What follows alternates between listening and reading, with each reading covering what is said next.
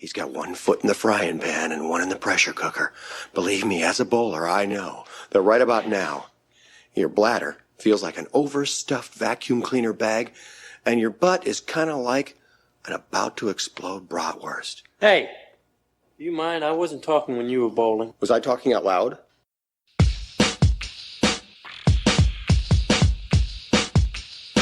Welcome to Munson's at the Movies. My name is Kyle. I will once again be your host. Joined by the rest of the Munsons. Want to give them a wide berth.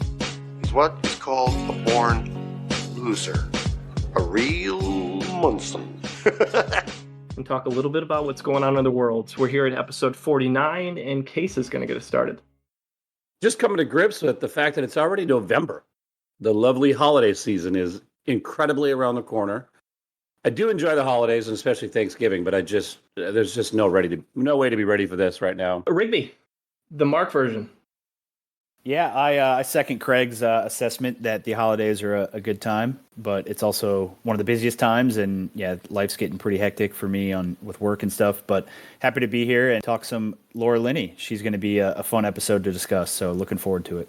James, it's good to see you at start time this episode. Glad you could be sucked out of the purgatory that is grad school. Yes, sorry about last episode. You guys might have read about it on Twitter, but the school I'm going to was recently started by former disgraced journalists. It's the University of Austin. I'm majoring in how I'm actually right and you're not, and how being canceled is actually just the repercussions for my actions. Mm-hmm. But other than that, grad school's going well. I've never been more correct about everything in my entire life. I'll add something to the end of it, and that's I saw on Twitter that someone intelligently pointed out that this whole school coming together is the plot to Accepted. And it's like, it's literally the plot to the movie Accepted coming to real life. University of Shit or whatever it's called. Shitheads for life, yep. Man. The South Harmon Institute of Technology is now the University at Austin. So the first class you take is why civil rights are actually a bad thing, and let me explain. Oh man, you could come up with all sorts of fun names for that. I'm going to go on a limb and say y'all are not from Texas. But we're excited to have John Rigby back with us. John lives in San Diego, California, where he works as an attorney. He's a graduate of the UCLA School of Law and also a Phi-Sci from the University of Iowa. He previously joined us for the Allison Janney and William Hurt episodes. Welcome back to the podcast, John. Ooh, welcome back, buddy. Thanks. Good to be here. Spent a weekend in Chicago and got to tour the grounds of Laura Linney's first college of choice, Northwestern University. Kyle, I'm sure you'll get into this, that she eventually transferred to Brown, and after spending 48 hours on Northwestern's campus, I can certainly understand why. Well, no, she transferred from there. It was boring. In I went to the Iowa football game, and it was the high school stadium. So I think Northwestern's campus is beautiful, but it's just. I'm just kidding. It was great. It was like a perfect little Midwest town. You're clearly not going for a job as an admissions counselor at Northwestern. That'd be a nice way to earn a living. Trust me. Well, we'll see. Birthdays, November 18th. Warren's not with us, taking a little hiatus. So Rigby, the Mark version, is going to take us through that. Yeah, first up, recognizable name, Mr. Owen Wilson of Meet the Parents, Wedding Crashers, The Internship, a lot of Wes Anderson films. So yeah, how old is Owen Wilson turning on November 18th? Rigby, don't you do an impression of him? No, I sent that impression to the only one I do is wow. Same. There you go. Wow. He goes, yeah, well, whatever, amigo. Yeah. That one I sent was so good. He's like, the end zone. I don't really call it the end zone. I'll break the ice here. Let's say Owen Wilson is 47. Okay. 53. I'll go 51. I will go 55. Doesn't matter anyway, because James hit it right on the head, 53. Oh, yeah. James coming out the gate. Wow. All right, next up we have Chloe Sevigny. Let's see, what's she been in? American Psycho, Big Love, Zodiac. She's in the extremely underrated Hayden Christensen vehicle, Shattered Glass. That's a really good movie. Yeah, I love Shattered Glass. That's a good movie. I'm going to say Chloe is 42. Okay. He's 38. I don't even really know what she looks like, and I don't either. I'm going to go 44. I'm going to go 49. Oh. I think James won. She is turning 47. Yes, he did. Oh. Yep. Dang. I'm on fire. Blind. Wow. She doesn't look a day over 38. That's all I'm going to say. Couldn't pick her out of a lineup either. She looks good. It's pretty good when you can win without even knowing what the person looks like. So good job, James. That's my test taking abilities. I'm fine tuned. I just got to choose C. He's in grad school right now. He's got an unfair advantage. And last but not least, Mike Epps, the Hangover movies next Friday, Friday after next. But yeah, he's a famous comedian. And yeah, how old is Big Mike Epps turning? Indianapolis's own Mike Epps. Very proud of him here. Yeah, he's from here. 48. 48 for James. Mm-hmm. I'm gonna go 54. I'm gonna split the difference. 51. 55. Kyle on the dot. 51. Oh, wow. Wow. Two exact guesses. That's pretty rare. Nice job, guys. Good job, Rigby. Happy birthday to those people. We had a good wheel this time. We had William Forsythe, Sigourney Weaver, Tom Wilkinson, and Frank Langella. None of them were selected by the wheel. The wheel did select Laura Linney, Triple L, the Triple L attack coming in here. Laura has 73 credits on her resume, which is a little bit less than I thought she would have, given she's pretty prolific. But most of that is film. There's some TV. The cool TV stuff we'll talk about is an anthology series that started at the front end of her career and has kind of bookended it to very recently. But she's also a very successful stage actress, as we'll talk about too. She's done quite a bit since her start in the early 90s. So let's dig in. Let's do a little actor trivia. See if James can stump us. We didn't have trivia last episode, so we're itching for it here. Good, because I got some good ones here. So Rigby twins, you guys obviously know the game at this point. For those of you who are new listeners, I'm going to read off 3 facts. 2 of them are going to be true facts about Laura Linney, and 1 of them is going to be a true fact about one of the many cast members of the Fast and the Furious franchise. You have to guess which one is not about Laura Linney. Fact number 1. Moved to Hollywood and lived out of her car to save money before landing her first paying role. Fact number 2. Combed Arnold Schwarzenegger's hair when she was 6 years old. Fact number 3. On her wedding day was walked down the aisle by Liam Neeson. I think the Neeson one is probably true. So I'm going to go, it's 1 or 2. I'm going to go number 2 is the lie, and I think that's Eva Mendes. Eva Mendes combed Arnold's hair. Got it. I don't know a ton about her, and so I'm taking a complete stab in the dark here. I'm going to say fact number 1 is actually about Jordana Brewster, not Laura Linney. Good guess. Good guess. I'm going to say that the first one is also a lie. And I think it is an actor I'm surprised we haven't mentioned at any point in time because he's done quite a bit from a supporting character standpoint. I think that was Shea Wiggum from Fast and Furious 6, who played the character Stasiak. Oh, boy. Never heard any of those names before in my life. Little shout out to Shea. You guys know Shea Wiggum. The IMDb rating for Shea is skyrocketing. You know Shea Wiggum. Yeah, dude, he's been in a lot of supporting stuff. Yeah, Good call, Kyle. Good call. He's a good actor, man. Cool. So the one that no one guessed is fact number 3, which is that on her wedding day, Liam Neeson walked her down the aisle. And that is true. Good guess for you guys. They met in Broadway production in the 90s and became close friends because they kept working together. So they actually ended up doing a handful of movies. I want to say it's like, how many? 5? They've worked 5 times. They did Big C, 5. The Other Man, Kinsey, Crucible, Love Actually. and Love Actually. Yeah, 5. A few months prior to her wedding, Liam Neeson's wife had passed away. And as a way of reaching out and forcing him to come so that they could celebrate and she could also be supportive of him, she asked him to walk her down the aisle. Fact number 2 is true. She combed Arnold Schwarzenegger's hair when she was 6 years old. So the story is actually pretty wild. Her father's best friend is a guy by the name of Charles Gaines, who just so happens to be the journalist who wrote the book Pumping Iron and is credited for bringing greater public awareness to a formerly little-known subculture called professional bodybuilding. Wow. Turned into a documentary that ended up following around this young Austrian dude that was 5-time champion. He went by the name of Arnold Schwarzenegger. No one knew who he was. And while her family was vacationing in California, her dad wanted to go see his best friend who's filming this documentary. And they get there, and Arnold is actually so large that he couldn't reach his own head. So to comb his hair for a scene, he would normally have a makeup artist. But since there's this adorable little 6-year-old there, he picked her up, put her on his shoulders, she combed Arnold Schwarzenegger's hair. Awesome story. So random. That is awesome. That's awesome. And then after that, he said, "Damn it, Cohagen, give these people ale." Got what you want. Give these people ale.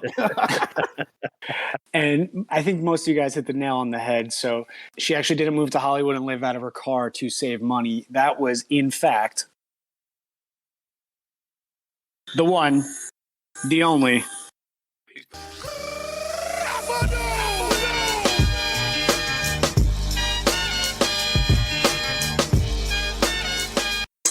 How do you guys not know John Cena's theme? Oh, music? it's John. Oh, it was coming in and out. We really couldn't hear it.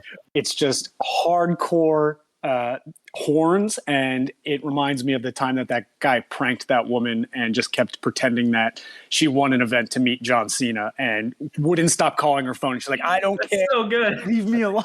Leave me alone." Really good. Do you support the veterans? Yeah, I would definitely support Of course that. You support guns, that's what we get. So fucking good. But yeah, Oh, Cena man. lived out of his car to save money, and the only reason he did that is because his dad told him he would never make it in Hollywood and he'd be back in 2 weeks. And he's like, and I ran out of money in less than 2 weeks, and I just wanted to tell my dad to fuck off. So I didn't tell him I had no money, and I just lived in my car. That's awesome. That's great. Case, tell us a little bit about Linney's snapshot and box office history. Laura Linney ends up really the middle of the road box office comparing to other people.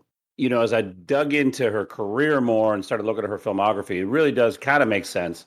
She's top billed in quite a few more projects than I thought, but most of them are not Laura Linney projects where people are rushing to the theaters to watch her in those roles. We'll talk about it later, but I do think that if she had done something of the magnitude and the impact of Ozark earlier, I think she may have a little bit different box office footprint here. A few of her best relative box office performances would be You Can Count on Me, making $9.8 million on a $1.2 million budget. Exorcism of Emily Rose, this part was shocking to me, $126 million on a $19 million budget. I saw that movie in high school in the theater. The Squid and the Whale, with a $9.5 million box office on a $1.5 million budget. The largest world gross that she had was $204 million for The Truman Show, which we'll talk about later. She really hasn't had a ton of bomberoos comparatively. Obviously, she has had a couple. The Other Man, which I'll be covering later, lost $12.9 million. And The Hottest State lost $18.9 million. Comparing her to other performers, she's 38th in average film budget, 31st in Star Meter, 20th in critic ranking, 31 in fan ranking, 29 and 27 in box office measurements, and 29th out of 49. Nice as me. Do any of those ranks surprise you guys? It does, but when you say she hasn't been in like Marvel, like bigger stuff, it starts to make a little bit more sense to me. Critically acclaimed stuff is not always. Yeah. I would say of the critically acclaimed movies, like the filmography, she's up there for the ones that we've covered so far. Mm-hmm. But those don't always translate well to, like, even like Mystic River, which is a Clint Eastwood movie. I mean, that's it still probably did pretty well at the box office, but it wasn't like a blockbuster, No, nope. The only ranking that I thought was surprising was I would have thought her critic ranking would have been a little higher than 20th. Mm-hmm. Yeah, me too. Her average critic ranking is 61.5%, and her average fan ranking is 59.4. As you start piling up some of her biggest box office stuff, I mean, a lot of those sucked in terms of critic rankings, like your Teenage Mutant Ninja Turtles. Yeah. It was definitely interesting to kind of see where things presented themselves once I had all the data plugged in. All right, man. Appreciate you, brother. Let's see how it stacks up eventually to the Munson Meter score as we dig into this thing. All right. Well, early career. We're going to call her first major role in 1993. So everything before 93 that James didn't mention in his trivia segment. So she's born in Manhattan, New York girl. Her father's name, famous playwright, his name is fucking awesome. It's Romulus Zachariah Linney IV. Pretty badass. I think that's fantastic. Anybody named Romulus is just awesome. Anybody with the fourth. So as John mentioned, college life, she started at Northwestern, transferred to Brown, started to do some theater productions. Theater is kind of her first love, her first comfort. But she credits her biggest early career change was when she got into Juilliard. no big surprise there. Folks ended up at Juilliard have a leg up when it comes to the training and the access in the industry. So that was big for her. She actually has since gotten honorary doctorates from both Brown and Juilliard. They think that she's a good representation of their schools, and I tend to agree. That's pretty impressive. Yeah. Juilliard also gets you a leg up in the dermatology field, according to Kramer from Seinfeld. Where would we be? We'd be remiss not to make that connection. That's why I bring you on, John. For at least one Seinfeld reference per episode. Yep. But her first role of any kind was in '85. She was in a short called Assassins, a film concerning Rimbaud. But she got her first work on Broadway in 1990 in Beggars and House of Plenty. First film role was in '92 in Lorenzo's Oil. She played a young teacher. No name, just a very small role. And then in '93, she played alongside very young versions of Josh Lucas and Clive Owen in a Civil War miniseries called Class of '61. She played the character Lily. Smaller role in that one, but available on YouTube if you want to see the early stuff. But the early stuff we're going to spend a little bit more time talking about is her first major role in the 1993 Hallmark movie Blind Spot. And Rigby, Mark has it. Excited to hear this review. Yeah, well, I'll keep it short because it's a really cheesy TV movie, and the quality of it on YouTube is very bad. Did you watch the one with the Spanish subtitles? I did. Kyle, yeah, that was bad.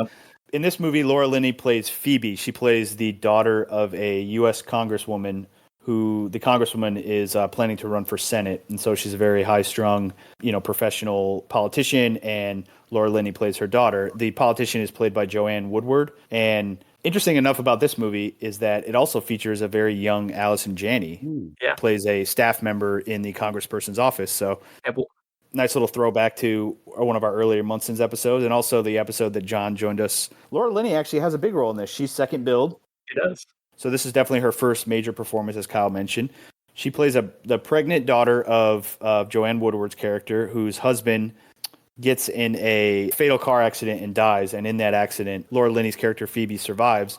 But the car accident is sort of the event that leads to a lot of family secrets opening up, like the fact that Laura Linney and her husband were cocaine addicts, which obviously for a person running for Congress is a very big skeleton in your closet. And so it tests the family dynamic between Laura Linney and Joanne Woodward's character. Also the fact that when Laura Linney gives birth to the baby, the baby is born with birth defects because Laura Linney's a cocaine user. So that's sort of the theme of the movie, is that it tests sort of this wholesome family, what you think of like a wholesome politician having. It tests like that sort of thread. The reviews that came out, when this movie came out in '93, it was labeled as like a typical Hallmark movie, a lot of melodramatic scenes, but one I found from Variety did say that Laura Linney's future roles were worth watching after this performance, which I found to be obviously indicative of what she would become, because she would become a big star. But this was,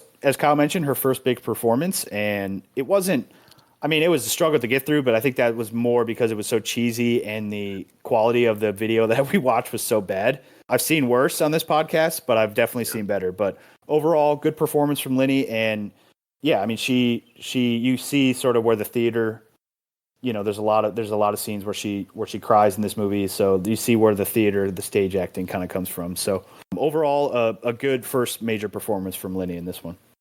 And she's in her late 20s when she films this movie, too. So it's not like she's some fresh 20-year-old, 19-year-old actress who's just like kind of figuring this stuff out. She's pretty seasoned at this point. So I'm glad you told me that, because I was like, she looks the exact same. Like, she looks the same that she does in like The Truman Show, which was like '98. She looks the same that she did in like Primal Fear, which was like 4 years after this movie. Like, I found that to be a little jarring for some reason, because usually with like a first major performance, you're like, the person looks so differently than they do now, but she didn't at all. I'll make that comment on later movies, but that is something I noticed with her, is because she's looked the same her entire career. It's her age range that she plays is usually nowhere close to her actual age. It's like, oh, she could be a 27-year-old or a 50-year-old when she's actually 27. Great point. All right, so next couple of years, 93 as well. She has a small role in Dave. She plays a character named Randy, a crossover with Bonnie Hunt. Searching for Bobby Fischer, she plays a teacher who gets into kind of a passive-aggressive argument with Joe Montaigne. who's just trying to he's just trying to explain why his kid is a chess savant.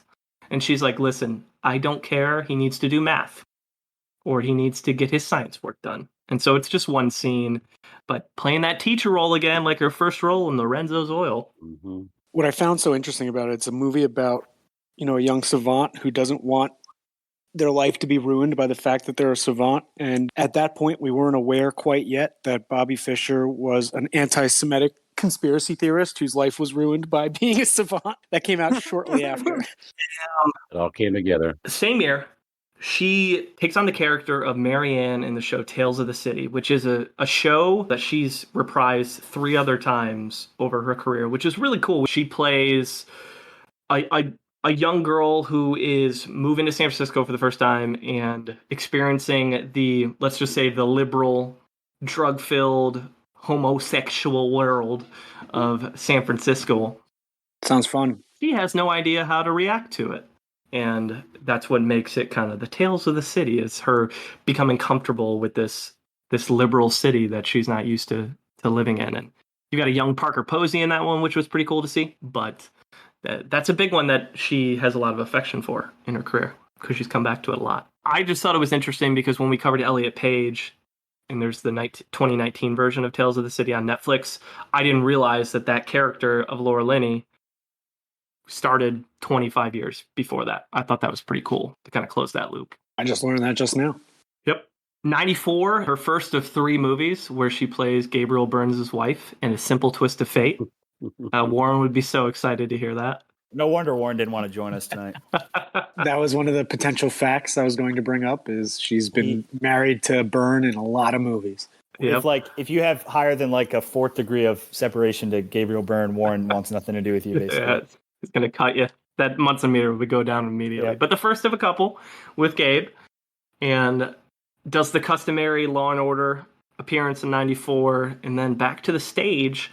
She got a Joe Calloway Award for her performance in Heda Gabler in 94, alongside Keith David.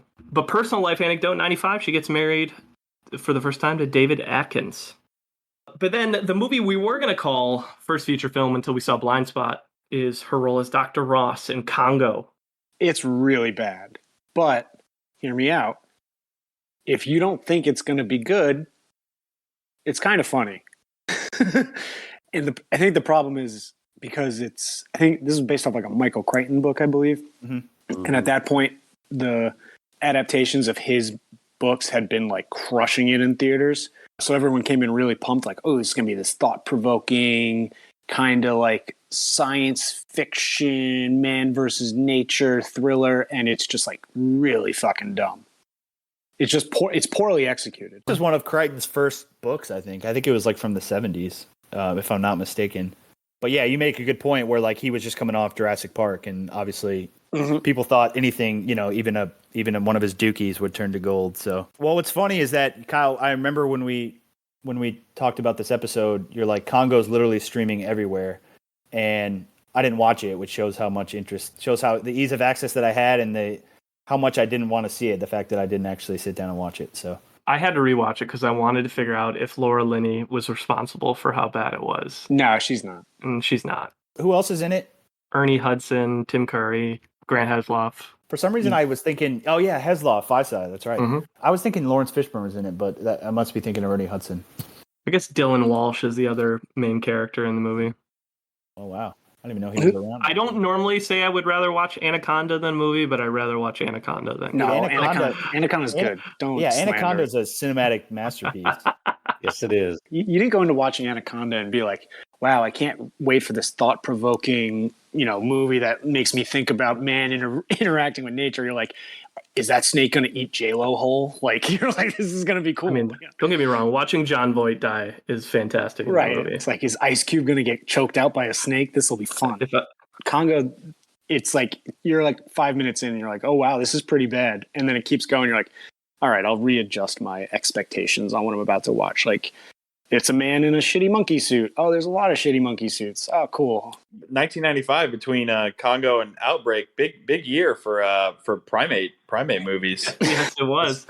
Need 90s. Yeah, huge year for the primate. What we won't fight about, I imagine, is Primal Fear, 1996. Edward Norton's first movie, which blows me away because he fucking nails his character. She's the prosecutor to Richard Gere's defense attorney in this. So she's like the adversary, and she is awesome. She's a total bitch, like just committed to her job, like chain smoker, like kind of like what Marsha Clark was in the OJ case, just like out for justice no matter what. Primal Fear has one of the best twist endings of any movie out there. Great Ed Norton performance. Can't recommend this one enough. Great Laura Linney performance too. I think she's good. I also think this is like one of the last movies where you can smoke cigarettes in a courtroom, because she does a lot of that. She smokes a lot of cigarettes in this movie. And then last movie before we get to highest critic score is another Eastwood film. She plays Kate in Absolute Power. I just recently watched this 6 months ago. It's not very good. Like, it's really sad because the book was a blockbuster. It was David Baldacci's first book and was like a huge bestseller. And, you know, Gene Hackman is the president. Clint Eastwood is a art thief. Laura Linney is Clint Eastwood's daughter. You know, you think like this has all the elements to be great. Great premise too. Great premise. It's just not. If you're gonna go for an Eastwood DC movie in the '90s, go for In the Line of Fire with John Malkovich. I'm with John. This is not one I'd recommend. It's really boring.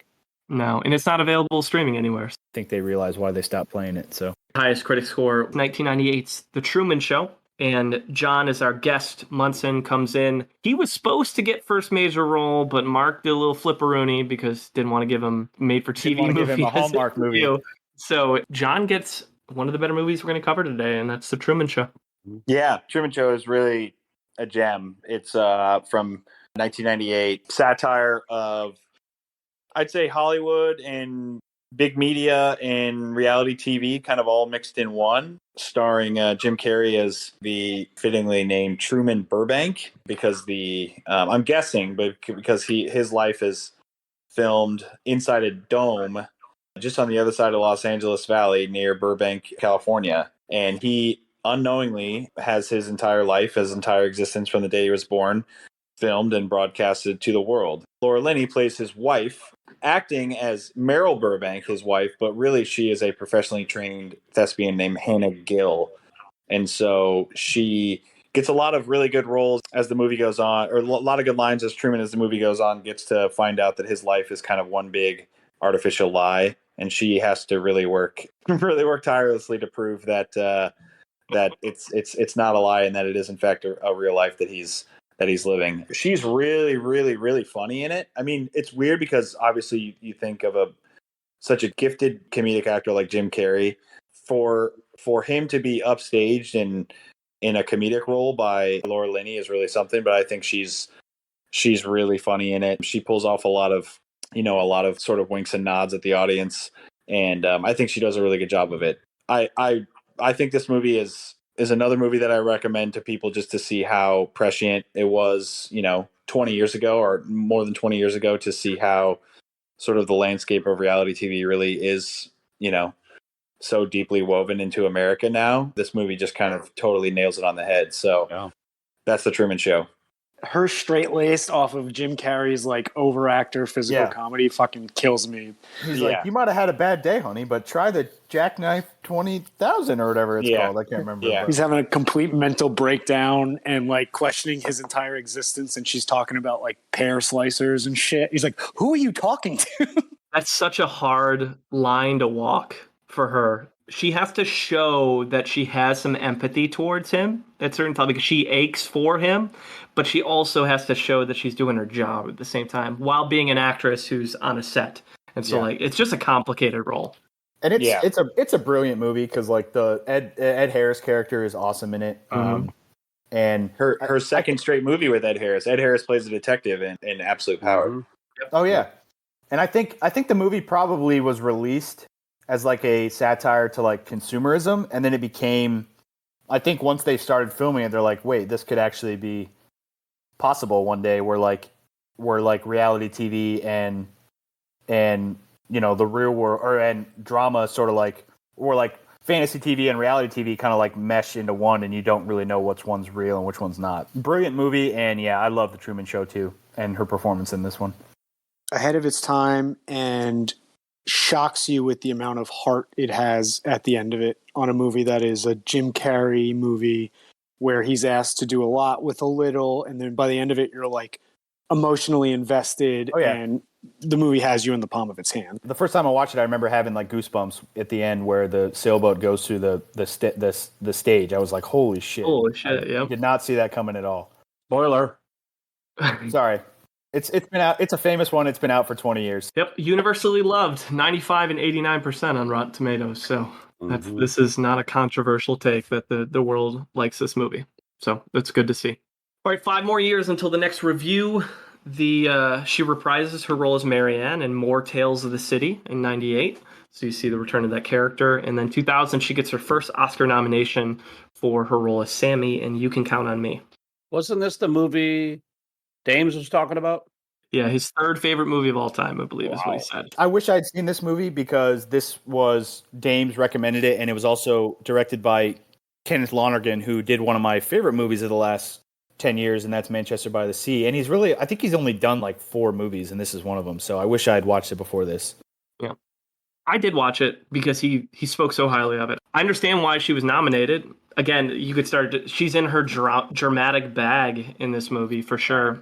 There's she plays the sister of Mark Ruffalo, yeah, and their banter back and forth is really fun. And Ruffalo has a really sweet relationship with her kid. This is probably one of his first big roles too, right? It was. She's in his only movie he's ever directed, which is there's a reason. He's only ever directed one movie. But yeah, I think it's well deserved. I'm not surprised she didn't win it, but it's a very good dramatic role on her part. And this is where I started to learn she's very good when her characters start to argue with people, because she's got fire, and she shows it off when we get to Ozark, because holy shit, that show's just full of arguments back and forth and tension. I want to apologize for something. Well, I skipped a You Can Count on Me without mentioning the Millennium first, and I'm mad at myself for that. It's okay. You're forgiven. Just so we're marking where we're at timeline wise, we're after the Millennium. The Millennium gets us all a little nervous, and we all get a little flustered. It happens. Well, we're here. Y2K, we all survived. Millennium, we survived. But what didn't survive was Laura's marriage to Adkins. Oh, nice. Yeah, it lasted 5 years, that first marriage. Hey, she plays a lot of roles with infidelity. That's all I'm saying. 2001, Further Tales of the City, another entry into that whole universe of Marianne and San Francisco. And then 2001, she got an Emmy win for lead actress in another TV movie called Wild Iris. There's a young Emile Hirsch in this one, which was fascinating to watch. Available on YouTube. I could not make it all the way through because it is all the cheese in the world. But she did win an Emmy for it. So credit to her. Yeah, I didn't finish it. But she makes a reference to Errol Flynn in the movie, which she has said multiple times is like her actor crush growing up, which is a throwback and a half. So I imagine she snuck that one into the script in that. So that's the only thing. Other than Emile Hirsch and the Errol Flynn reference, there wasn't much else to mention there. But very, very dramatic roles, so that's probably why she won the Emmy. Back to the stage in 2002 with Liam Neeson doing The Crucible. She got a Tony nomination, her first Broadway award, Love. That same year, she's in the Laramie Project as Sherry. Very small role, but we've got a Margot Martindale here, y'all. This is a cool movie because it's like it's a movie that's filmed like it's a mockumentary, but it's a dramatic mockumentary. It's not like This Is Spinal Tap. So it's it's a powerful movie. Good HBO original film. Good cast too. Great cast. Steve Buscemi, Ben Foster, isn't it? Young Ben Foster, Clancy Brown.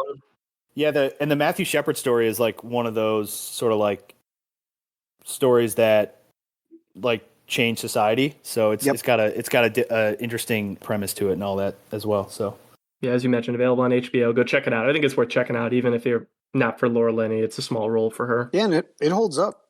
I didn't expect it to, because I remember when it first came out, because there was just so much even though the Matthew Shepard story happened, I think it was like 10 years prior. But I was like, I don't know if I'm going to enjoy this because it's such a hard topic. But then the way it's filmed, it holds up. It's dramatic and engaging. She returns to the screen with Richard Gere in 2002's The Mothman Prophecy. She played Connie. It was actually a pretty entertaining movie. I remember watching this. How many projects does she end up with Gere in? I think 3. 3. Okay, so a lot early then. Yeah, not quite the Liam Neeson 5 level, who she adores, loves Liam Neeson.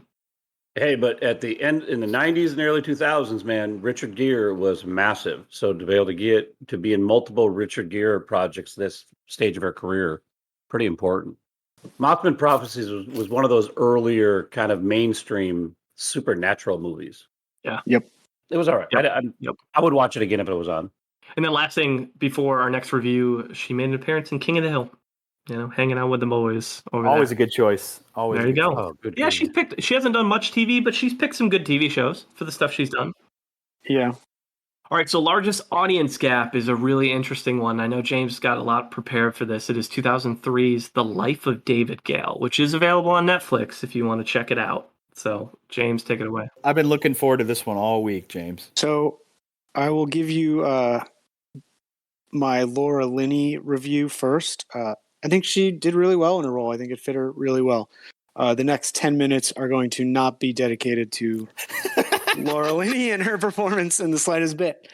So, The Life of David Gale, it has a 19% critic rating and an 81% audience rating. That is a massive gap. About as big as we've ever had. Yes, and I think I was able to figure out the reason why. The story follows a University of Texas professor, David Gale, played by former actor and now disgraced rapist and pedophile Kevin Spacey. David Gale is a vocal advocate for the abolishment of the death penalty, and after he is convicted of rape and murder, which, shocker, Spacey does a great job playing a rapist, of a fellow colleague and activist played by our girl Laura Linney, he suddenly finds himself on death row. The film is told via flashbacks as Gale is being interviewed by a newspaper reporter played by a young Kate Winslet, while Gale maintains his innocence and that he was framed the whole time, but he only has a couple days, so it's like a thriller where Winslet is trying to figure out how she could prove his innocence. When this movie first came out, I remember liking it. Keep in mind, I was in 7th grade at the time. It had a bunch of twists and turns, and it's one of those thrillers where you as the audience are trying to put together the clues and solve the mystery in real time. Upon rewatching this movie, I'm willing to admit younger me was very wrong. This movie thinks it has a political message, but it actually doesn't, at all. If you view this movie as nothing more than a whodunit thriller, though, I think it's fun, and it's engaging, and it's well acted, and for the most part, I enjoyed every role. It's a little corny, and it's kind of filmed in the classic 2000 cutscenes, kind of like what we mentioned in Man on Fire.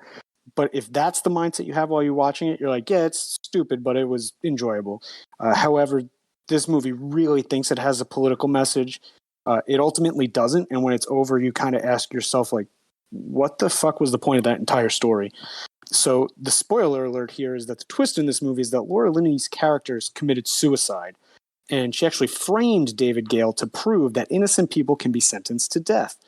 The only reason they're trying to prove that is because David Gale loses a televised debate with the governor of Texas when he is unable to name any innocent people who'd been executed during the government's term. I looked this up, and at the time that this movie takes place, 4 actual people had been executed in Texas who were later proven innocent.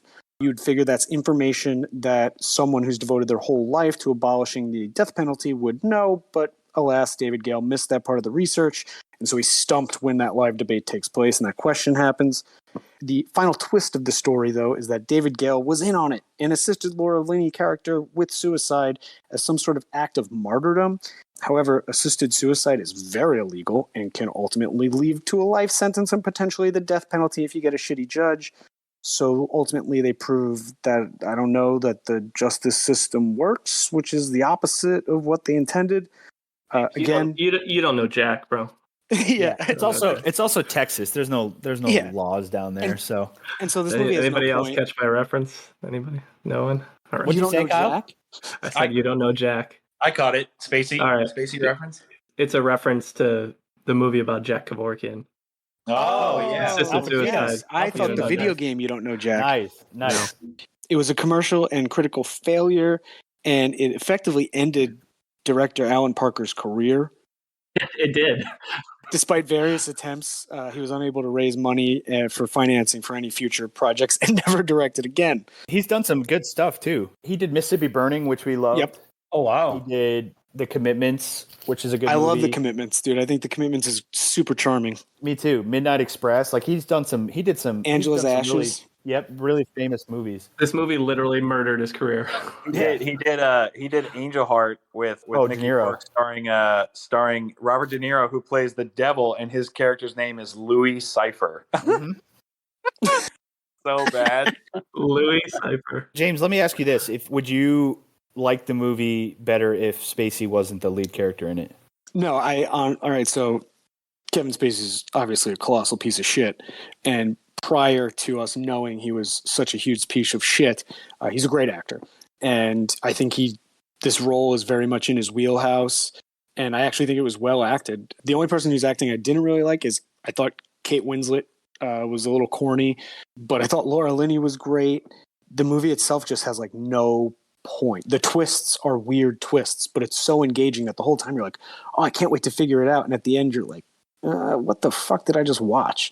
But if you go into it not thinking you're about to get a political message, it's kind of fun. But I am very much on the side of the critics. Younger me was on the 81% side. Older me with a functioning brain thinks this movie stinks. I read Ebert's review of this where he said that like Kevin Spacey and Laura Linney should be ashamed they were part of this picture because of the last scene. Like a 50 for me. I didn't hate it, but I don't love it. Yeah, I don't think a 19 is a fair score. I think it's too low, but I don't think I would break a 50. I think I'd be below a 50. That's the life of David Gale. Same year, 2003. She is in Mystic River. She got a BAFTA nom for this, and she, after rewatching this, I think, is the most cold and remorseless character in the movie. That last scene with her and Sean Penn. 100%. She is cold. She is absolutely ice queen in this. Like, there are a lot of terrible people in this movie. She takes the cake with that last scene with Sean Penn. I think it's a great representation of the type of person who would marry and have children with a gangster. It's just because you look like the cookie cutter housewife doesn't mean you have those values, doesn't mean you're a good person. Great movie. Yep. Sean Penn's incredible too, in that scene where he's freaking out about his daughter. I mean, that's dude, gives me chills when he's screaming and crying. He won Best Actor for that. Well deserved. He deserved it. He talked about a kook though. Didn't Tim Robbins win too for that? Yeah. Supporting actor, I think so. Yeah. Any update on the Sprite, Sean? Same busy year, 2003. We got David Gale, Mystic River, and then we've got Love Actually, which plays Sarah. Only the second time we've ever mentioned Love Actually. We mentioned on the Emma Thompson episode, which is surprising given the massive actors in that one. I saw some interviews where the one thing she talks about is that she thinks she had the best kiss in the movie. Whether that matters or not, that's the only thing I can mention about her character, because I don't have any opinions about Love Actually. So I saw that as well, and I appreciate her explanation of why, where she was like, me and I forget the actor's name. It's like we were both just got out of relationships and we were both heartbroken, and we had to make out for like a few hours a day every day. And she's like, and honestly, that's a great way to get over being heartbroken, is making out with a hot dude. I was like, fair enough. That year and the following year, she was in 6 episodes of Frasier, played Charlotte and Mindy, and also won an Emmy for her guest spot on that show. All right, so 2004, she plays Louise in the movie P.S., a crossover with Gabe, another crossover with Gabe, who plays a bisexual college professor. And this is where she mistakes her and Marcia Gay Harden dated this guy who died years ago, and Topher Grace comes in the picture. He looks just like him, and they both compete for him because he looks like a guy that they used to compete for who is now dead. If that sounds confusing, it is, and it's stupid. That sounds awful. I thought this movie was P.S. I Love You, which is another rom-com that I absolutely despise. So No. I was like, That's I'm not fair. watching 2 of these shitty movies that everyone pretends that they enjoy. And it's definitely not the same movie. So my apologies to this movie.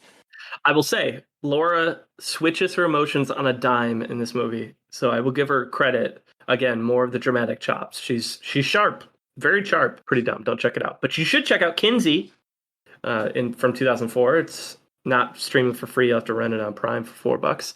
But she got Oscar, SAG, and Golden Globe noms for her role in the movie.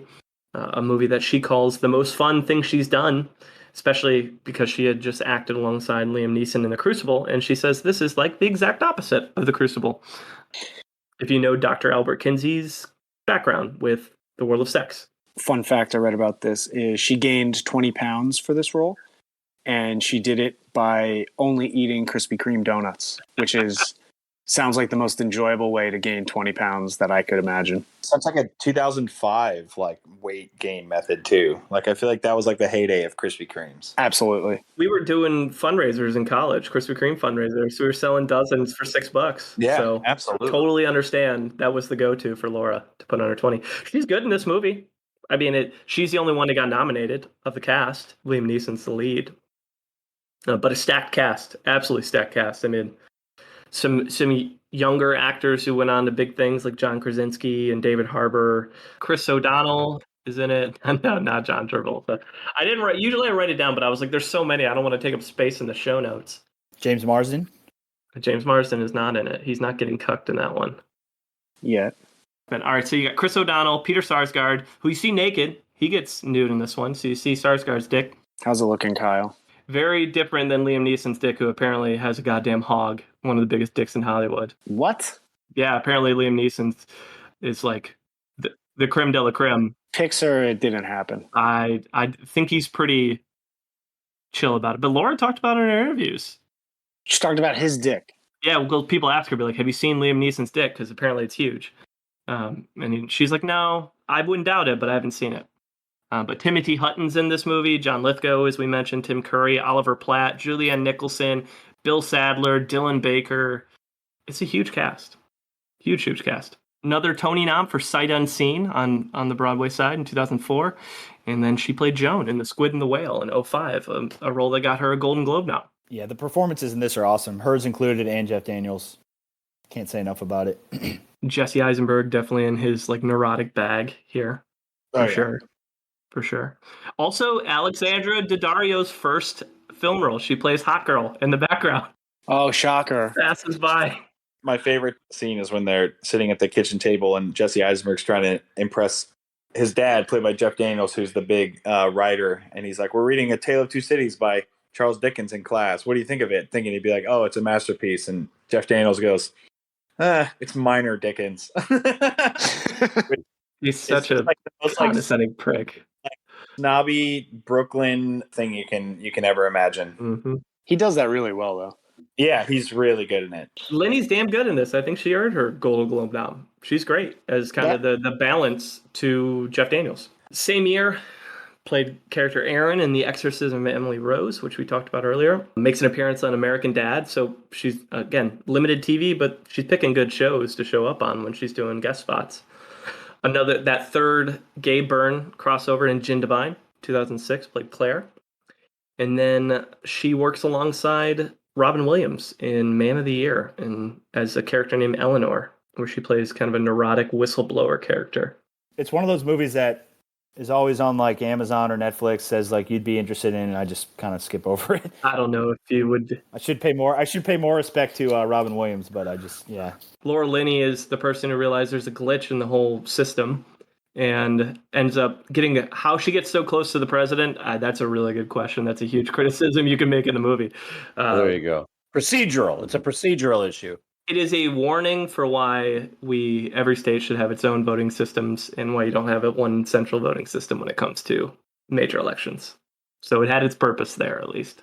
What I've seen so far is I don't think at this point I've seen her in a role where I went, wow, I don't like her in that role. I've seen her in a role where I went, wow, she's really good. That movie sucked, but she was good. I think that is the recurring theme I've seen. Yeah. Okay. I would agree with that. Because, I mean, she's extremely busy during this time. There's other stuff we're not going to mention, but The Savages, 2007, her third Oscar nom, alongside Philip Seymour Hoffman. How was the chemistry between the two of them? I didn't get a chance to see this. Good from what I can remember. I didn't rewatch it. Okay. Yeah, she's the sister of Philip Seymour in this, I believe, and they're both kind of like, they're kind of estranged from another, so they don't really have good, chemistry in terms of like just, they clash in it, but on screen they work well together. Yeah, it's not like a peachy brother-sister relationship, but for what they're trying to portray, it's a job well done. Yep, gotcha. I agree. So another swing and miss at the Oscar, but at least she's getting nominated. I mean, a lot of actors never been nominated. She's been nominated 3 times. So same year, a movie that I know Rigby likes, Breach. She plays Kate. She plays an FBI agent in this one, and a crossover with Gary Cole, who's pretty excellent in this too. Yeah, I love Breach. Great performances in this. Her role is similar to her role in Primal Fear, where she's a government bureaucrat who's obsessed with doing her job and getting to the truth. Awesome performance by Chris Cooper in this. Chris Cooper's one of those actors that he's a very, very, like, any role he's in, he crushes, in my opinion. Kind of similar to Michael Shannon. Chris Cooper's awesome, but Laura Linney is great. She plays the lead FBI agent who actually Ryan Phillippe is the lead FBI agent, but Phillippe's solid in it too. Laura Linney is Phillippe's boss in this, so she's his authority figure, and she's awesome. Oh, man, 2007, busy year. So we got Savages, Breach, and then we've got The Nanny Diaries. She plays Mrs. X. If you're wondering why she doesn't have a real name, it's because Scarlett Johansson is telling a hypothetical story, kind of, in the movie. It's not a great movie, but Laura Linney is a grade A asshole. Debutante, just dickhead. And she does it well. She fully commits to treating Scarlett Johansson's nanny character as nothing more than scum. Like less than human for most of the movie. I also connected with it because Scarlett Johansson was an anthropology major who was struggling to find a job after college. I was like, oh, I know what that's like. Had that chaos my senior year. I'm with you, Scarlett. What are jobs? What are you guys talking about? You two are soulmates, Kyle. Oh, me and Scarlett are soulmates? Yeah. Don't tell Colin. Yeah.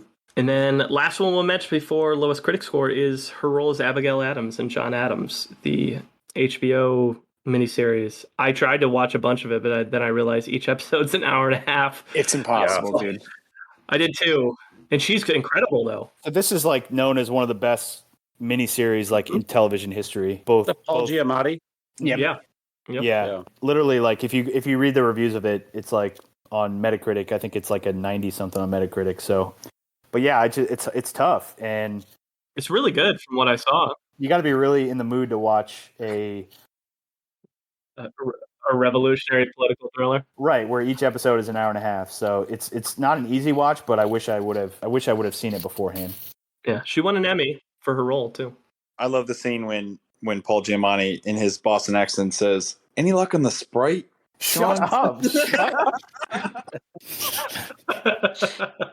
When John Adams says, it could have been you who got raped in that car that day. Yeah, really. Yeah. Is that my American daughter in there?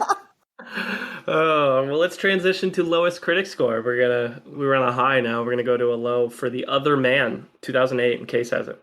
We damn near had to review this movie twice for the lowest critic score and the lowest audience score.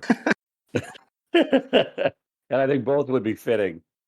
The Other Man is a 2008 British-American psychological thriller starring Antonio Banderas, the Liam Neeson, and Laura Linney. Just a preface here, I don't have a ton to say about this movie. I'm going to do my best. I'm going to give it the old college try. That's all we ask of you. And I would be happy if you guys could fill in some time here. 15-18 on Rotten Tomatoes. It's pretty brutal. Don't think I can help you there, Case, but go on right ahead. Linney plays Lisa, who is a shoe designer. Famous one from what I gathered. Mm-hmm. She's married to Liam Neeson, who plays Peter Ryman, who's a software CEO in Northern Ireland. I didn't know Northern Ireland was the Silicon Valley of the UK, but apparently it is. Great tax benefits. Yeah, that's what it is. Yeah. And Neeson discovers that Linney has had an affair with somebody named Ralph, or so he thinks. The rest of the movie is about Neeson trying to track down Ralph, who he discovers is actually Rafe, played by Antonio Banderas. And here's where this movie lost me immediately. Of course, somebody's going to have an affair with Antonio Banderas. Fully agree. when they're married to Liam Neeson. Yeah, fully agree. Let's stop acting like this is an unfaithful act. But you hear about Liam Neeson's penis. Let's be honest. Well, that's true. Maybe it was just dangerous for her. She's like, I gotta find something more reasonable. I mean, are you taking shots at Antonio Banderas at this point? What I'm saying is, if you get cheated on and the person cheats on you with Antonio Banderas, you're not that upset. You understand that. You understand. That's exactly right. You're more disappointed. Liam Neeson flips out and he travels to Europe to track this guy down, who's actually named Rafe. He basically befriends him. They both love to play chess. They're both good at chess. And he more or less tricks Rafe into thinking that Lisa is still alive, because that's how he found out that she had had an affair with him, succumbed to a battle with cancer, and she had given her daughter a note that basically indicated that she had cheated on her dad. It's just weird. This whole movie could have been avoided if you just got a therapist. That's exactly right. The problem as it relates to this podcast with this movie is she's like a big character. She's third build, but it's really about Liam Neeson and Antonio Banderas and this weird chess relationship that they have. And like you said, Kyle, it's unremarkable. I did a little bit of work on trying to figure out why I didn't like this movie. And it turns out, and James, you brought this up with other movies in the past, this movie's based on a short story. It would have been a phenomenal short film. It just doesn't translate into a feature-length film. That being said, it's only 88 minutes long. Yeah, it's pretty short. And that was the biggest saving grace for me, is like, oh, this movie's almost over. This is great. I really like this movie. Respect that. And then I went to sit down and type my notes out. I'm like, I didn't like this movie. In one of those rare occurrences, I'm siding with both the critics and the audience in this situation. Both in the teens. Liam Neeson allows Rafe to host a commemoration dinner for Laura Linney's character, and Liam Neeson goes and supports him at it because he realizes that his wife had a connection with both of them, and that's okay. That's actually a pretty mature ending. Yeah. Instead of killing the guy. Okay, thanks, Case. I'm sticking with my agreement. Let's do it. We got 9 years to cover before our last review. So she gets remarried in 2009 to Mark Schauer. 2009, she is in The City of Your Final Destination, plays Caroline along with some big hitters like Anthony Hopkins. The director changed the French origins of her character for Laura Linney, which I thought was kind of interesting. Like, it was supposed to be a French character. As soon as they signed on Laura Linney, they're like, we're just going to change the character to make it fit, because I don't think Laura Linney's going to pull off a French accent. Isn't she from New York City? Yeah.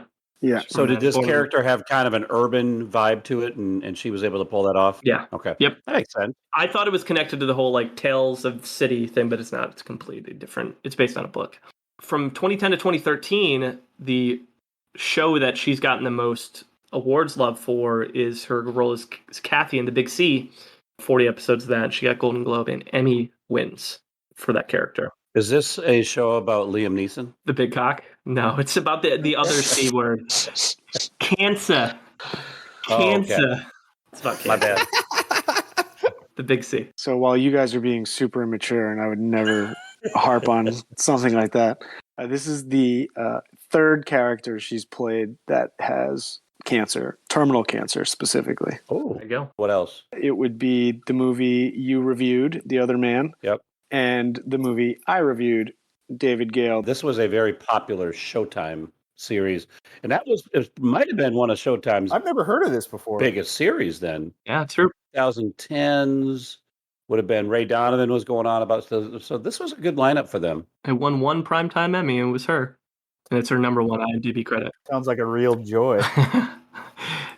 Speaking of that show of Ray Donovan, have any of you guys watched that show? Yeah. The first 4 seasons of Ray Donovan are awesome. I love that show. And then it just got stupid. She would have been great as his wife. Yeah. Also died of cancer in that show. Would have been the fourth. There you go. That would have been her fourth role. Yeah. Another Tony nom in 2010 for her role in Time Stands Still. So just killing it on the Broadway side. And then 2011, she's in a movie called The Details, plays a character named Lila. She plays what Tobey Maguire refers to her as the wackadoodle neighbor. And he is not kidding. It is very much a departure for her from the other stuff that she's done. She plays kind of an insane person, the next door neighbor in that one. And it's a decent film. Pretty memorable. I will tell you this. It will come up again for an actor we will cover in the future. I haven't even heard of that.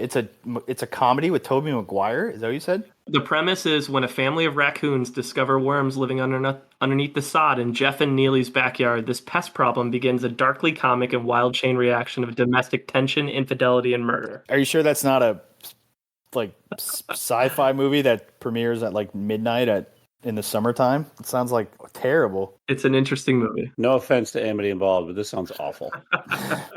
It's a unique character for her, I'll say that. Said with all due respect. With all due respect, Chip.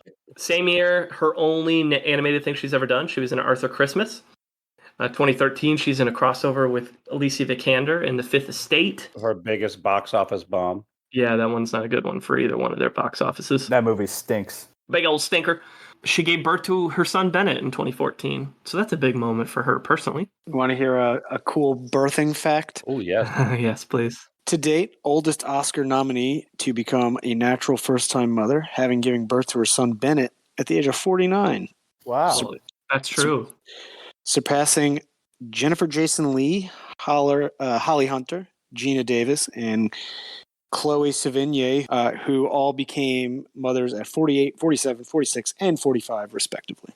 No shit. That's a great fun fact. Is there an interesting story behind the name Bennett? His name's actually just as wild as her father's name, where I think it's like Bennett Amistad. It's Amistad. Dude, I'm not for like why like would I pull that out? Romulus? Yeah, it's definitely Zachariah something. It is something like that. I swear to God. She was 49 when she had her first kid. Is that what you said? Only child, and 49. Wow. That's ballsy, bro. Mr. Holmes, 2015, she plays Mrs. Monroe. Pretty good flick.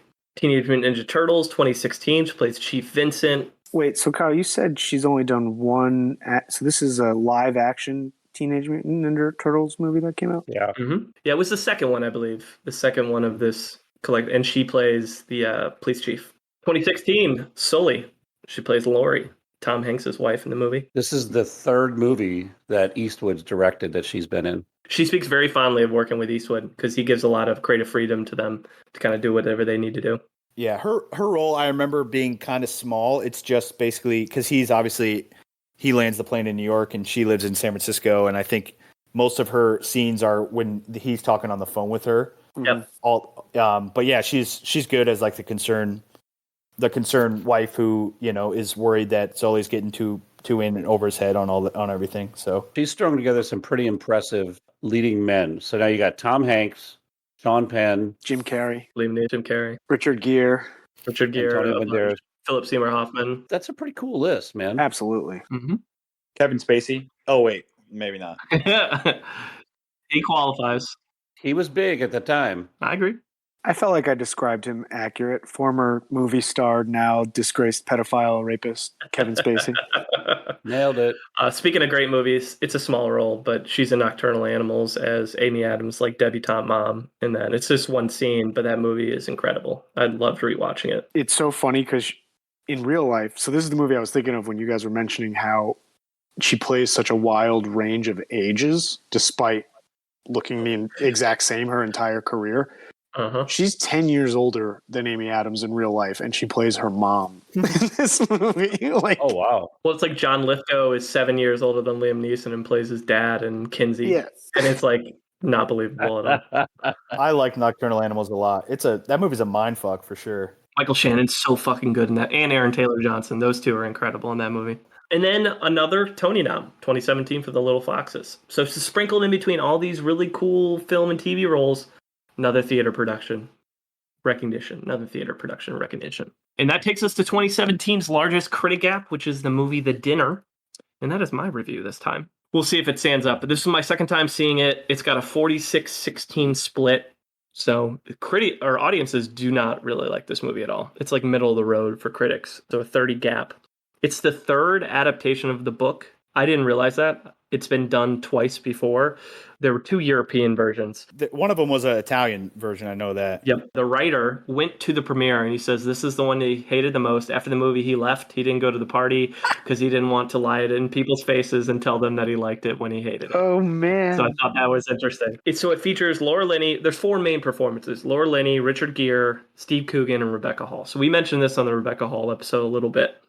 And she's pretty damn good. The acting performances across the board are pretty decent. Bro, that's the theme, man. Yeah. This is true. In the movie, Richard Gere and Steve Coogan play brothers. Richard Gere is a politician who's trying to get a bill through, who keeps getting pulled away from the table for his politician duties. These two brothers are not particularly fond of each other. Their kids, two of their kids, decide to beat up a homeless woman who's inside an ATM like enclosure, and then set her on fire, and she died. And they want to keep the story out of the news to not ruin Richard Gere's political career, and also because they don't want to ruin their little. They both had Brock Turners on their hands who just did really shitty things to this homeless woman, and they're basically the dinner is the concept of them talking through how they're going to protect their kids. When you should just let them pay the Pied Piper for being shitty kids. No, Kyle, as someone who worked in higher ed, you got to hear both sides. Maybe the homeless woman was asking to be set on fire. Yeah, maybe. There is a really bizarre Gettysburg Civil War subplot in this movie that is completely unnecessary. And I remember that. I get it. It ties to like what he does professionally, Steve Coogan, but it's just unnecessary. That's probably a major reason that critics and audiences don't love it. And Linney is, I would say, is a dramatically competent Karen, defending her kid at all costs. She is a Karen in this movie, 100%. And she does it well. She plays that role so well, I feel like. She does. I did not like the movie very much on the rewatch. I think I gave it like a 4, so slightly lower than critics. But it was just exhausting. The subplots seem unnecessary. And the whole time you're like, oh, they're going to all ends to defend these shitty kids of theirs. One played by Charlie Plummer. I think I remember the reason that I liked it was that I found the characters to be very believable. Just like how, like I believe Richard Gere as a politician. Mm-hmm. I believe Laura Linney as a, protect my kid at all costs mom. Yeah. I definitely for some reason see Steve Coogan as a history teacher too. Like I just do. So I think that worked. But I do remember the Gettysburg thing kind of being like, okay, that's a little bizarre. Yeah. That's a screenwriting issue at the end of the day. With those 4 and then Chloe Sevigny in there as well, that's a good roster, I'd say. Yeah. It's not the worst movie in the world. It's okay. And it's an acting showcase more than anything else. So I reiterate, if you're a fan of Richard Gere, Laura Linney, even Steve Coogan and Rebecca Hall, you should probably check it out. Just don't have super high expectations going into it. That's the piece I would give. Cool. Well, let's round this thing out. The last couple of years of her career, the big one, running from 2017 to kind of modern day present, going into season 4, which is going to launch here in January. Her role is Wendy in Ozark, a show that I got addicted to over the past week, and I'm almost done with season 2. She's so fucking good, man. The whole show. Yeah. I watched season 1 and I watched half of season 2 and then I stopped. So, and now that it's coming out after like a 2-year hiatus, I need to get back on that train. Well, it just keeps getting worse and worse. I really liked it. Yeah. And Jason Bateman's awesome. And I love, we had a text chain. I'm a huge fan of Julia Gardner and she's awesome in this. Oh, dude, she's great in this. She's the standout, I think, of the cast. The cast is fantastic. It's it's a mix of like, of like uppity people and just white trash, like the worst of society that like it all comes to fruition in the end, I would say. I think this is my favorite role of Laura Linney. I think as the seasons go on, her character gets so much darker and more involved, and there's so much depth to it. And I just think it's just the perfect sweet spot for her skills, where it's this really intelligent housewife who gave up her career because she was raising a family and her husband was taking care of it. And now it's like she is diabolical, but she's super smart, but she's cutthroat. Yep. I feel like it just plays so well off of all the other roles she's played, where she is the hyper intelligent wife or the supportive wife of a piece of shit, like in Mystic River. And I think she just shines in it. It is an addictive show, and it has a lot to do with the fact that her and Jason Bateman are in their sweet spots in those roles. She kind of reminds me of what's her name, Lorraine Bracco in Goodfellas. Yep. Just like how she kind of gets like sucked into this world, and then by the end of it, she's full on manipulative. 100%. Mm-hmm. She's like enticing him to like keep this lifestyle going and finding ways to like keep it keep doing bad things. And There's definitely a parallel to her Mystic River character there too. so I'll give you a hint. The top performance list that I have is only movies, but I feel like James said, if we had a list of just overall performances, I feel like just for notoriety and just overall skill, I feel like Ozark would probably be number one on a lot of people's lists for her career. The arguments they have are so fiery, man. Yeah, it's real Extremely shit. believable in the context of it. Mm-hmm. And she got Emmy and SAG noms for her role too. It's an absolutely unreal scenario, and their arguments, you're like, they're so believable. And you're talking about like money laundering for the cartel, which is, none of us will ever experience, but the whole time you're like, well, I don't know. She brings up a pretty good point in this argument. Like, I think, I think he's in the wrong here. Uh-huh. So it's a good one. Available on Netflix. Go check it out. Just make sure you have time because you're going to get sucked into that one quickly. But let's round it out. Last couple ones here. She plays herself in an episode of BoJack Horseman. So again, picking good TV shows when she does TV show work. We see the return of Tales of the City that we covered on the Elliot Page episode. But, she returns back. Elliot Page is her daughter in the movie and is trying to reconnect with her daughter, and they don't have a relationship. And so it's really interesting to see how kind of unrefined she was in the original Tales of the City to the 2019 version, where she's just a completely different performer. Most recently, she got another Tony nom for work in the Samuel J. Friedman Theater. So still just doing fantastic stuff on the theater side. I will definitely go watch her when she's in a Samuel L. Jackson theater production. This might have been the one-woman show. She did a one-woman show at one point too on Broadway, which is That's very cool. She talked about is extremely difficult to do. All right, Rigby, what do we got for top performances? All right, we got a list from our favorite Gold Derby, The Return. Yeah. So this actually has 12 on it, but I think we can focus on the top 10. And just on first look, we've mentioned all but one of them. I think we've gotten into discussions on all but one of them. So, okay. John, what do you got? Okay, The Savages. Yeah, that's number 2. Nice. Or no, that's number 3. I'm sorry, number 3. Give me You Can Count on Me. Number 1. There it is. Kinsey. There it is. Kinsey's 2, so off to a hot start. They picked the Oscar noms for 1, 2, and 3. Yeah, what are the chances? How brave of them. How brave. Truman Show. Yes, number 7. Squid and the Whale. Number 4. Nice. Oh, Mystic River. 5. Oh, yeah, good call. So we need 6, 8, 9, and 10. Okay, all these movies are like awesome. This is like this. These are all movies or are any of them TV?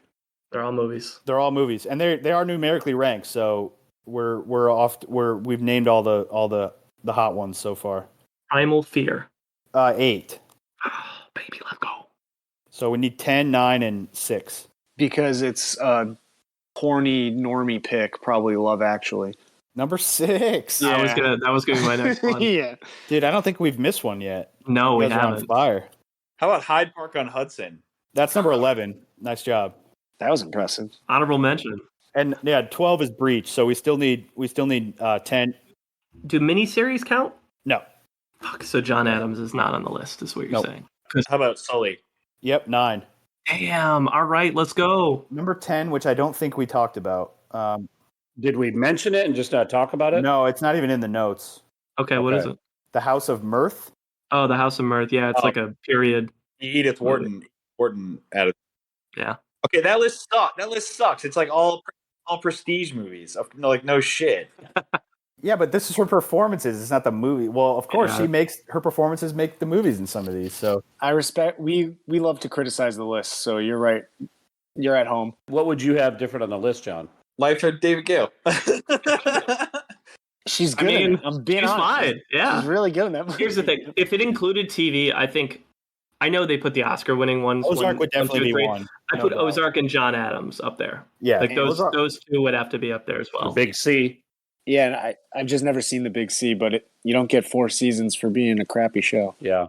We like that. We like Breach. Me too. That's a damn good top 10 list.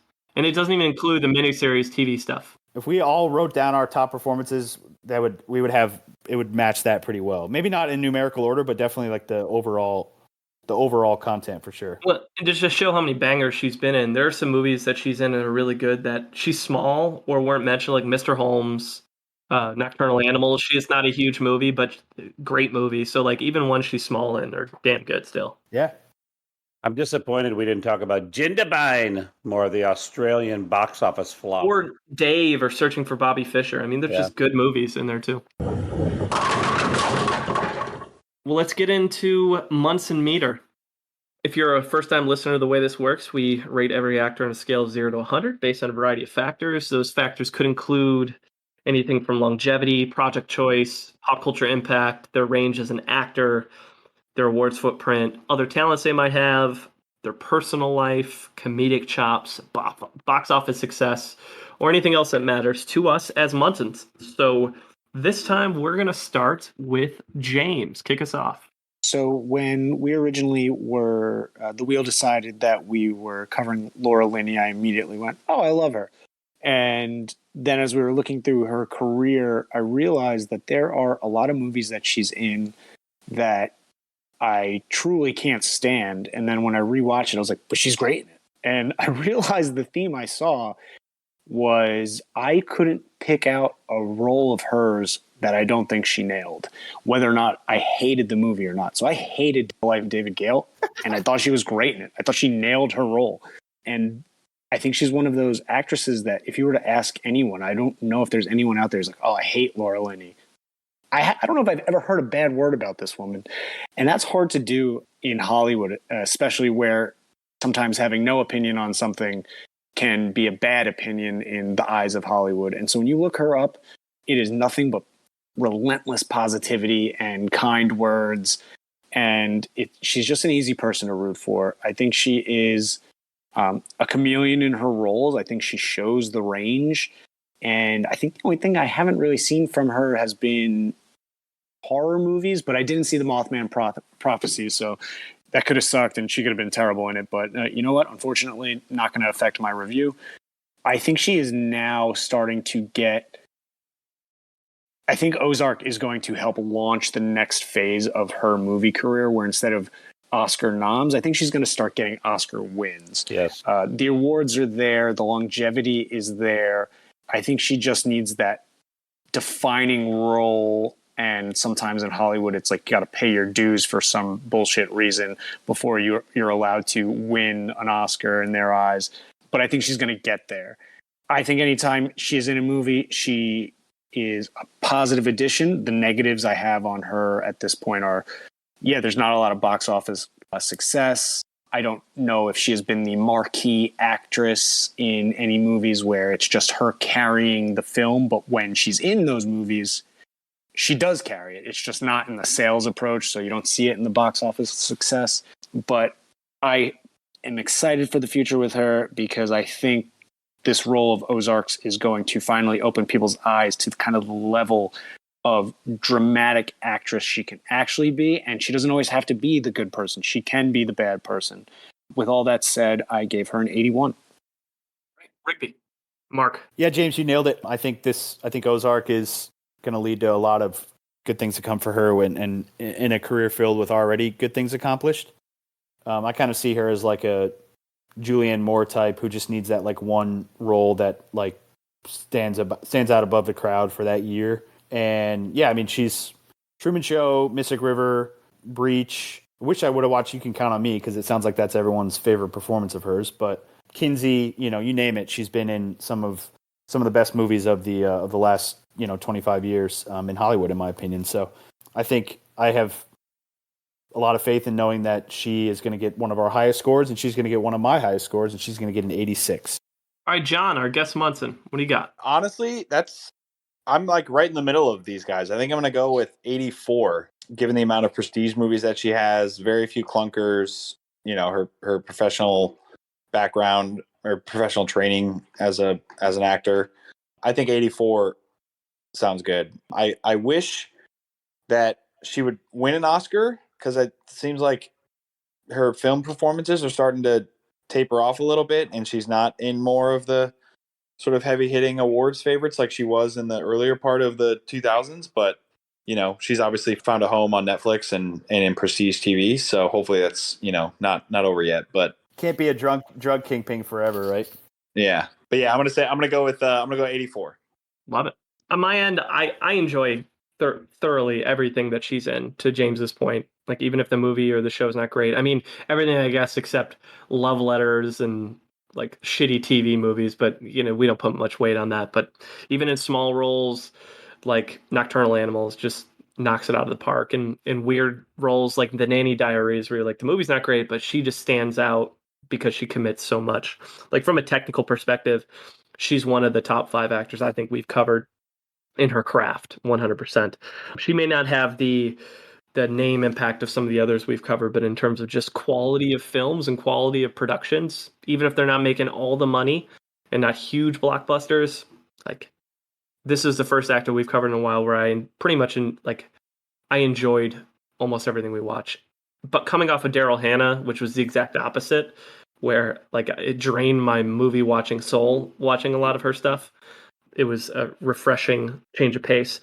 Her awards footprint is immense. While she doesn't have the Oscars, she's done everything else. Tonys, Emmys, like Golden Globes, all the things. So she'll lose a point or two because she hasn't won the Oscar, but she's obviously super talented on the stage, and that has to be commended when you rate her on this scale. And reprising her role in Tales of the City so many years later, I think, is a testament to her longevity and being willing to make that character still relevant all those years later. Watch a bunch of interviews with her. She's genuinely like a wonderful interview. Seems like a great person. No huge marks there. So she's going to get one of my higher scores. I'm going to give her an 87, which is the highest so far. But let's see what Craig brings us to round us out. I feel like the Grinch who stole Christmas. Good Lord. This is a tough one for me because I do value a lot of the box score numbers. I agree with everything that's been said. I can't tell you a bad role she's had. The one point that wasn't brought up that I would like to make is one of the other trends that I noticed as we were going through her career is I think she shares the screen really well with other actors and actresses, and then has a way of just taking over. And I really like that about her. And I think, like you guys have alluded to, I think because she can get with the right director, with the right screenplay, she's probably a shoo-in for some major awards. I did not get to research as much as I normally do, and I think that's going to affect my score. That being said, I'm going to give her the lowest of the episode, which is rare, a 78. Well, Warren's not here, so somebody's got to do it. Right? That's true. Do it. Technically, somebody's always got to have the lowest score. So, well, with that score, that brings Laura to an 83.2, which puts her in 5th place, sandwiched between Willem Dafoe and Bryan Cranston. Oh, nice. Dude, we've been on a hot streak recently. Yes, we have. So, if for those keeping score at home, almost to episode 50, number 1 is Philip Seymour Hoffman, 2 Jamie Lee Curtis, 3 Emma Thompson, 4 Willem Dafoe, and Laura Linney. So that's pretty cool. Yeah, that's a good list. Very good list. a pretty cool list. Kyle, I don't have the numbers in front of me, but does that mean she bumped Craig Robinson out of the top 5? Nice. Yeah, all the way down to 45th, unfortunately. Okay. God, her scores are high then. James, what does she have coming? So thankfully, we have another season of Ozark coming out because, again, no spoilers, but it does not end at the end of season 3. So you never really know at Netflix on if they're going to renew a season. It just seems like it's whenever they get around to it. That show's definitely getting renewed whenever, though. That's like they can do whatever they want, right? I love it. And it's coming out in January, so it's right around the corner, which feels great. And then she has another movie called The Miracle Club, which is in pre-production. And there's not a lot of information on it, but it does have 3 signed-on actresses, all of which I very much like, which is Kathy Bates, Laura Linney, and Maggie Smith. So intrigued to see what that is, but there's not a lot of info out on that. I mean, it sounds like a Hallmark movie. It does, but I'm hoping with those 3 actresses we get something dramatic. So I hope you're right. You know, now she's a mom. That plays a big role into it. She's got a 6-year-old at home, so I know she was homeschooling during the pandemic and things like that. So next episode's going to land December 2nd, and we're bringing back Mike Rodmaker back with us, and he's here for a couple episodes previously. The 5 actors that are on the wheel for episode 50, this is the big one, are Jim Carrey, who we mentioned a few times today, Wesley Snipes, Lucy Punch, Fisher Stevens and Liam Neeson. So we've got some Fisher connections to Stevens. Laura Oh, yeah. Linney. What do we think? What do we think Rodmaker would choose?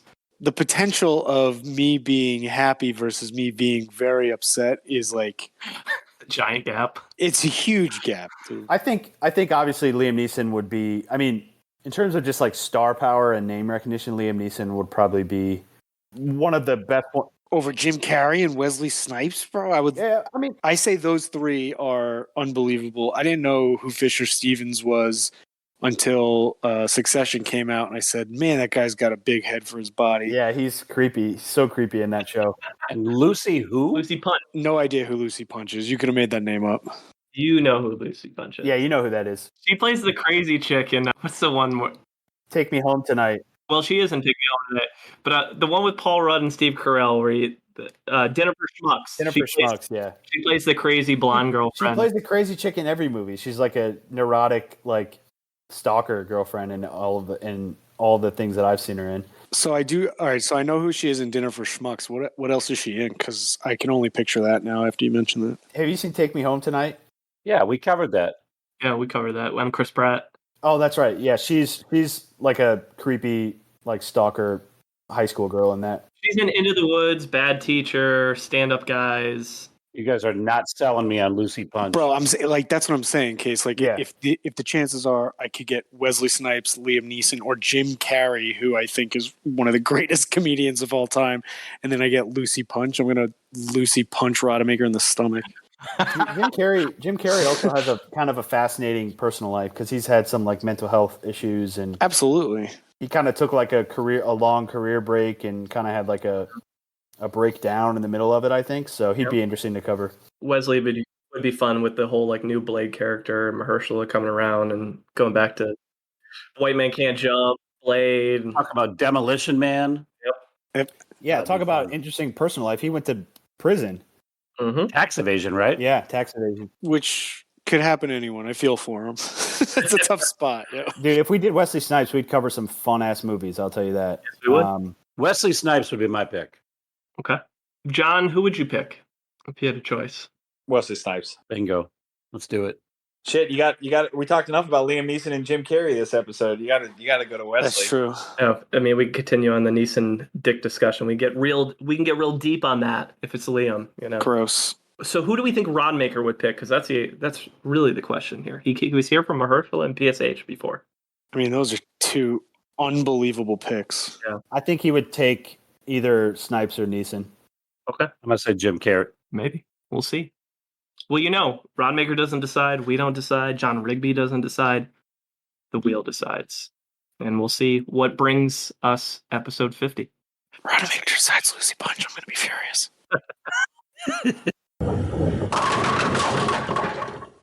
John Rigby, you were wonderful, my friend. We always appreciate having you to confuse our audience as to who's talking when.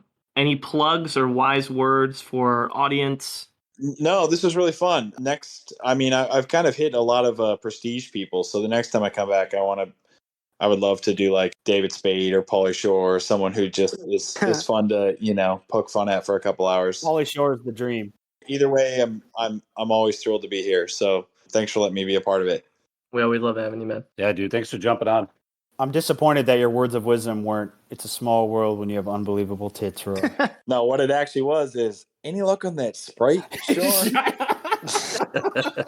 Bobby Fairley. I was watching, there's a sports gambling show that I watch, and Bobby Fairley was a guest, and they were asking him what he's been up to. And he said that they are currently writing a screenplay to Kingpin 2. It hasn't been greenlit by a studio or anything, but they're kind of like trying to make it take shape, and then they're going to try to shop it around. But he's like, we've talked to all the principals, and everyone, if the script is good, would be a part of it. So, dude, if by everyone they mean like Murray and Woody. Yeah, no, like, and Randy Quaid too. Oh, fuck. Randy Quaid's gonna Dude, Randy Quaid. I mean, hey, Claudia's still looking good. Yeah, Vanessa Angel's still hot. When you talk about Randy Quaid, it just reminds me of that scene in Happy Gilmore where Evan Nealon goes psycho. Psycho. He's not. He's pretty crazy. That's what I'll part on is Kingpin 2. Hopefully, if it gets made, it'll be good. Though the Farrelly brothers haven't made a good movie in a long time, so I can't even imagine. Even if they do all be a part of it, it'll be good. So as always, you can find us on Twitter, Munson's at Movies. You can find us on the IG, Munson's at the Movies. You can email us, munsonsatthemovies@gmail.com. Any final thoughts from Laura Linney? Now, have you been doing this the entire time? Are you that insecure? You're jealous. That's what this is about because you can't keep up with me. No, you can't. You can't keep up with me. And I have one sliver of success and you lose your mind. Munson's out. All right, let's go. Thank you for the education, gentlemen. We've just received a PhD in stupidity.